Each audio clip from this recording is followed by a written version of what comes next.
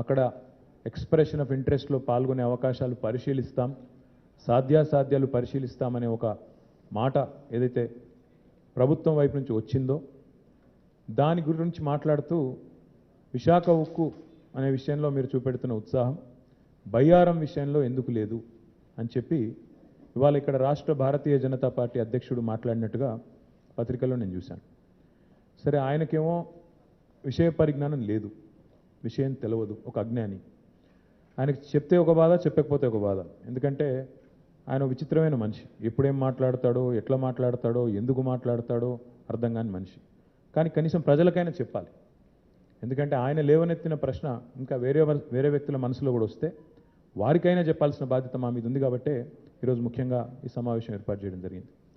దయచేసి మీరు అందరూ కూడా కొద్దిగా సావధానంగా వినాలని చెప్పి నా విజ్ఞప్తి.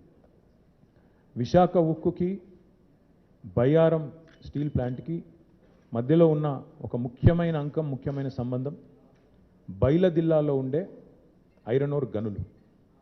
బైలదిల్లా అనేది ఛత్తీస్గఢ్ నుంచి ఒడిస్సా దాకా వ్యాపించి ఉన్న ఒక ఐరన్ ఓర్ గని.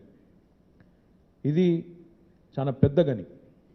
134 కోట్ల మెట్రిక్ టన్నుల 1.34 బిలియన్ మెట్రిక్ టన్నుల ఐరన్ ఓర్ ఉన్న గని బైలదిల్లా. 134 crore metric tons.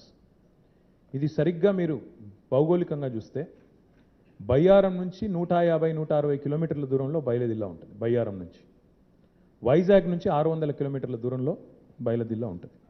అంటే మళ్ళీ అక్కడ నాణ్యమైన ఐరన్ ఓర్ ఉందని చెప్పి కేంద్ర ప్రభుత్వ సంస్థలే తెలిసి చెప్పినాయి. మనకు మీ అందరికీ కూడా తెలుసు, 2014లో కొత్తగా తెలంగాణ రాష్ట్రం ఏర్పడినప్పుడు ఏ చట్టం ద్వారానైతే రాష్ట్రం ఏర్పడిందో పార్లమెంట్లో, ఆంధ్రప్రదేశ్ రీఆర్గనైజేషన్ యాక్ట్లో స్పష్టంగా కేంద్ర ప్రభుత్వమే చెప్పింది, we will explore the formation of an integrated steel plant in Bayaram through SAIL, Steel Authority of India Limited. అదే మాదిరిగా కడపలో, రాయలసీమలోని కడపలో కూడా స్టీల్ అథారిటీ ఆఫ్ ఇండియా ద్వారానే అక్కడ కూడా ఒక స్టీల్ ప్లాంట్ పెట్టే అవకాశాలు పరిశీలిస్తాము అని స్పష్టంగా ఆంధ్రప్రదేశ్ పునర్విభజన చట్టంలో కేంద్ర ప్రభుత్వం, ఈ చట్టం ఇది ఏదో నాలుకే గీసి పారేసే పేపరో లేదా అప్పుడో ఇప్పుడో రాజకీయ స్టేట్మెంటు ప్రధానమంత్రి ఇంకో మంత్రి ఇచ్చిన స్టేట్మెంట్ కాదు, చట్టం అంతా ఇట్స్ బైండింగ్. చేయకపోతే ఖచ్చితంగా కోర్టుకు వెళ్ళి ప్రశ్నించి నిలదీసి అడిగే హక్కు కూడా రాష్ట్రాలకు ఉంటుంది. కాబట్టి పార్లమెంట్ సాక్షిగా కేంద్ర ప్రభుత్వం 2 తెలుగు రాష్ట్రాలకు ఇచ్చిన హామీ ఏంటిది?